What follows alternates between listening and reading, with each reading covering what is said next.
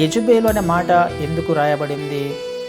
ఆనాడు యెజబేలు మీద ఏ స్పిరిట్ అయితే పనిచేసిందో, యెజబేలు మీద పనిచేసిన ఆ స్పిరిట్టే ఈ సంఘంలో ఇప్పుడు పనిచేస్తుంది అని అర్థం కదండి. యెజబేల్, స్పిరిట్ ఆఫ్ జెజబేల్, ఆత్మ, ఒక ఆత్మ ఆ వ్యక్తి మీద ఆనాడు పనిచేసింది. అదే ఆత్మ ఈనాడు ఈ సంఘంలో పనిచేస్తుంది. పనిచేసి ఏం చేస్తుంది? ఏ లక్షణాలు అయితే ఆ యెజబేలు కలిగి ఉందో అదే లక్షణాలు ఇక్కడ ఈ సంఘంలో కూడా మనం చూస్తూ ఉన్నాం. జారత్వము చేయొచ్చు, విగ్రహారాధన చేయొచ్చు కదండి, విగ్రహాలకు బలి ఇచ్చిన వాటిని తినవచ్చు, జారత్వము చేయొచ్చు, ఇష్టం వచ్చినట్టుగా ఉండొచ్చు, అబద్ధ బోధను ఆ సంఘంలోకి తీసుకొచ్చినట్టుగా మనం చూస్తున్నాం. ఆ స్పిరిట్ అని ఎలా చెప్తాము? ఏ స్పిరిట్కైనా కానీ, ఏ ఈవిల్ స్పిరిట్కైనా కానీ ఒక పేరు అంటూ ఏమీ ఉండదు, కానీ పని చేస్తున్న విధానాన్ని బట్టి దానికి ఆ పేరు వస్తుంది. సపోజ్ మనకు మత్తయి సువార్తల్లో 12వ అధ్యాయము 43వ వచనంలో ఒకసారి చూసాం, అపవిత్రాత్మ గురించి చూసాం. అక్కడ ఇంగ్లీష్లో అన్క్లీన్ స్పిరిట్ అని రాయబడింది. అపవిత్రాత్మ అన్క్లీన్ స్పిరిట్ అని రాయబడింది ఖచ్చితంగా. అంటే దాని యొక్క ఫంక్షన్ ఏంటి? అపవిత్రపరచడము, ఒక వ్యక్తిని అపవిత్రపరచడము, అన్క్లీన్గా ఉండేలా చేయడము,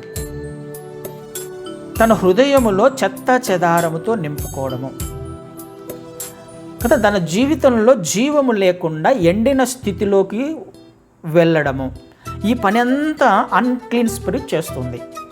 అంటే అది చేసే పనిని బట్టి దానికి ఆ పేరు వస్తుంది, అన్క్లీన్ స్పిరిట్. సపోజ్ ఇప్పుడు సాతాన్ ఎవరు? లూసిఫర్ కదా. యాక్చువల్గా పేరేంటి? లూసిఫర్. కానీ లూసిఫర్కు సాతాను అని ఎలా పేరు వచ్చింది? సాతాను చేసే పనులు అవి ఏంటి? సాతాన్ అంటే ఏంటి? రెసిస్ట్ అని అర్థం, అంటే తిరుగుబాటు అని అర్థం, విరోధము అని అర్థం. దేవుని పనులకు ఏ పని అయినా కానీ విరోధముగా తిరుగుబాటు స్వభావం చేస్తుంది. దేవుని చిత్తము జరగకుండా ప్రయత్నం. సాటాన్ అంటే దేవుని చిత్తము జరగకుండా ప్రయత్నం. అది చేసే పనిని బట్టి దానికి ఆ పేరు వస్తుంది. క్రీస్తు వారు మనకు మార్కు సువార్తలో కూడా ఒక చోట మూగ చెవిటి దయ్యము అంటాడు కదా. ఒక వ్యక్తికి చెవిటి మూగ దయ్యం పట్టింటే దానితో మాట్లాడుతూ చెవిటి మూగ దయ్యమా అని దానిని పంపించేస్తాడు. దయ్యాలలో చెవిటివి మూగవి ఉంటాయా? ఉండవు కదా. మరి ఎందుకన్నాడు ఆ మాట అంటే ఆ వ్యక్తికి వినపడకుండా, మాట్లాడకుండా చేస్తుంది అన్నమాట. అది చేసే ఫంక్షన్ అది ఏ విధమైన పని చేస్తుందో దానికి ఆ పేరు వస్తుంది, ఆ స్పిరిట్కి ఆ పేరు వస్తుంది కదా. చెవిటి మూగ దయ్యమా అంటే ఆ వ్యక్తిలో చెవుడు, ఆ వ్యక్తి వినపడకుండా, మాట్లాడకుండా చేసేలా ఆ వ్యక్తిని ఉంచింది. ఆ విషయము క్రీస్తు వారి వద్దకు వచ్చినప్పుడు దానిని తరిమి వేస్తాడు. ఆ చెవిటి మూగ దయ్యాన్ని ఆ వ్యక్తిలో నుంచి తరిమి వేయగా ఆ వ్యక్తి ఏమవుతాడు? చక్కగా మాట్లాడగలిగాడు, తర్వాత చక్కగా వినగలిగాడు. ఎలా సాధ్యమైంది అది? ఆ అపవిత్రాత్మ బయటికి వెళ్ళిపోగానే ఈ అపవిత్రాత్మ చేసిన పని ఏంటి? ఆ వ్యక్తిలో చెవిటితనం కలిగించింది, మూగతనాన్ని కలిగించింది. అంటే ఒక స్పిరిట్ చేసే పనిని బట్టి దానికి ఆ పేరు వస్తుంది కదా. ఆ విషయం మనకు అర్థం అవ్వాలి. చాలా చోట్ల కూడా మనకి ద స్పిరిట్ ఆఫ్ లస్ట్ అని మాట్లాడాం. Spirit of lust, spirit of anger, అంటే శరీర కార్యాలు అనేకం ఉన్నాయి. గలతీలకు రాసిన పత్రికలో మనం చూస్తాం 5వ అధ్యాయంలో. ఈ శరీర కార్యాలు ఏవైతే ఉన్నాయో ఒక్కొక్క శరీర కార్యానికి ఒక్కొక్క స్పిరిట్ ఉంటుంది అని అర్థం కదా. అక్కడ అనేకమైన, ఒకసారి ఆ మాట చదువుదాం. గలతీలకు రాసిన పత్రికలో, గలతీలకు రాసిన పత్రిక 5వ అధ్యాయంలో 5వ అధ్యాయము 19వ వచనము. గలతీలకు రాసిన పత్రిక 5వ అధ్యాయం 19వ వచనము.